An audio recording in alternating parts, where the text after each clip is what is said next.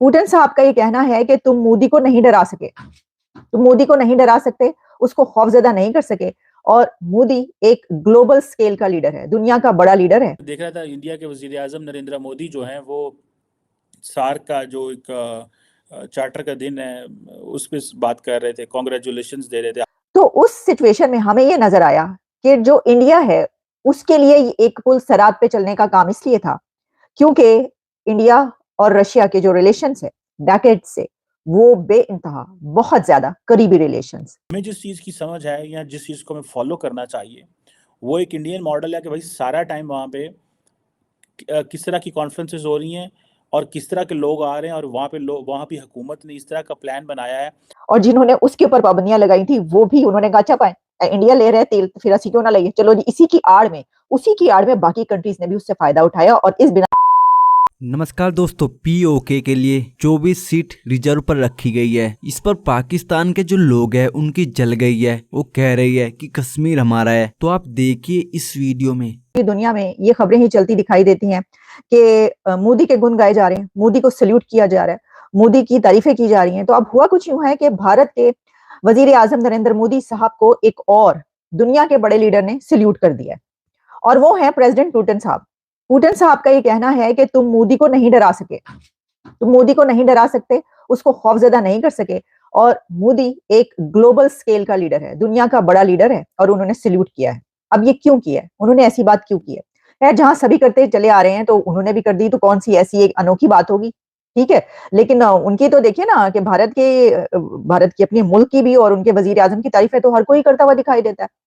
तो अब पुतिन साहब जो हैं उन्होंने ये बात इस बिना पर कही है कि यूक्रेन और रशिया की जंग के दौरान बहुत से ऐसे मौके आए कि जब कंट्रीज पर प्रेशर आया। हमें याद है कि हम ये खबरें आप तक पहुंचाते रहे, कई कंट्रीज को प्रेशराइज करने की कोशिशें की गई, और हमेशा ऐसा होता है। ये भी कोई अनोखी बात नहीं है। जो ब्लॉक्स हैं वो इसीलिए बनते हैं कि कोई हमारा तरफ आए, हमारी साइड ले, और कोई किसी और की तरफ चला जाए। तो ऐसा करने की कई मर्तबा कोशिश की गई कि कंट्रीज को ये कहा जाए कि जनाब ये जो यूक्रेन है आप इसका साथ दें, या रशिया जो वो चाहता था हमारा साथ दें। तो उस सिचुएशन में हमें ये नजर आया कि जो इंडिया है उसके लिए एक पुल सरात पे चलने का काम इसलिए था क्योंकि इंडिया और रशिया के जो रिलेशंस है डेकेड से, वो बेइंतहा बहुत ज्यादा करीबी रिलेशंस, और हमेशा वो एक दूसरे के साथ खड़े हुए नजर आए। अब इस सिचुएशन में कि इंडिया वो कंट्री के जो नॉन अलाइनमेंट की मूवमेंट की बात करता है, और एक ऐसा कंट्री बन चुका है, इतना ताकतवर हो चुका है कि उसको अब ये देखना होता है कि भाई हम किसी के कहने पर किसी की साइड ले सकते हैं क्या? और ये भी कि उनकी तो ट्रेड, उनकी इन्वेस्टमेंट्स और उनके जो एग्रीमेंट्स है वो पूरी दुनिया के कंट्रीज के साथ है, उनका दुश्मन हो या उनका दोस्त हो।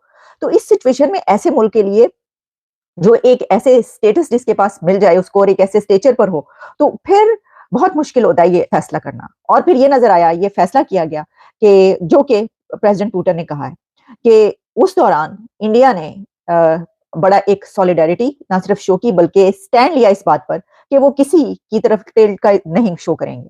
ना तो उन्होंने रशिया की जो है वो मुखालफत की किसी के कहने पर, और बल्कि हमने ये देखा कि उन्होंने चीप ऑयल, उसी दौरान उन्होंने धड़ाधड़ तेल खरीदा।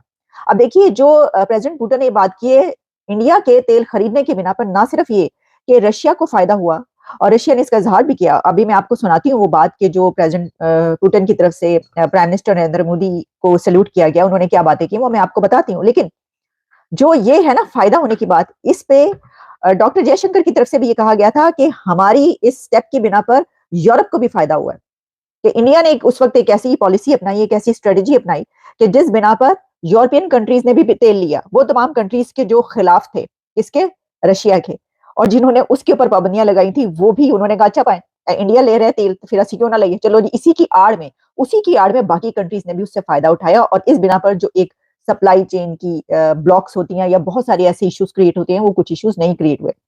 तो देखें ये एक तो ये बड़ी बात, और इस बिना पर उन्होंने कहा है कि उन्होंने हमारा साथ नहीं छोड़ा। ये भी नहीं किया कि वो कहें कि नहीं आपने जंग की तो बड़ी चंगा किया, नहीं।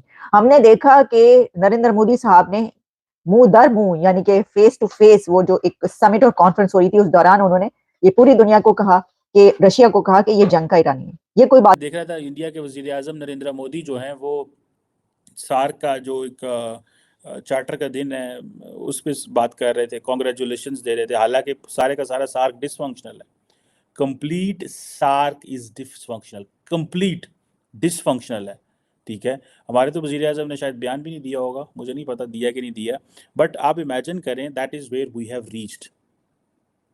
और हम ज़्यादातर बात करते हैं यूनिपोलैरिटी, बाइपोलैरिटी, मल्टीपोलैरिटी, ये वो एंगल है जिनको हम डिस्कस करना चाहते हैं, इसके अलावा हमें समझ नहीं है। अब हमें जिस चीज़ की समझ है या जिस चीज़ को हमें फॉलो करना चाहिए वो एक इंडियन मॉडल है कि भाई सारा टाइम वहाँ पे किस तरह की कॉन्फ्रेंसेस हो रही हैं और किस तरह के लोग आ रहे हैं, और वहाँ पे हुकूमत ने इस तरह का प्लान बनाया है कि उन्होंने जो इकोनॉमिक समिट कराएंगे, जियोपॉलिटिकल टैक्स समिट होगी, इन्वेस्टमेंट समिट होगी। हमने यहाँ पे कोशिश की पाकिस्तान में कि हम जियो स्ट्रेटेजिक कंपटीशन से निकल के जियो इकोनॉमिक्स में, हम जियो इकोनॉमिक्स में तो चले गए हैं, but we have failed to talk on economy anything. हम जिसे वो कहते हैं ना, this is the edge completely, एक जिसे एक आप बोलते हैं ना कि ये एक ऐसा ज़माना नहीं है कि हम ये सोचते रहें। हमने सी पैक को देखें तो सी पैक से हमें क्या मिला है? चाइना पाकिस्तान इकोनॉमिक कॉरिडोर, एक वक्त तो बड़ी ज़्यादा रोड इंफ्रास्ट्रक्चर बना है, एनर्जी इंफ्रास्ट्रक्चर आया है, लेकिन हमारी इंडस्ट्री की प्रोडक्शन क्या है? माइनस में।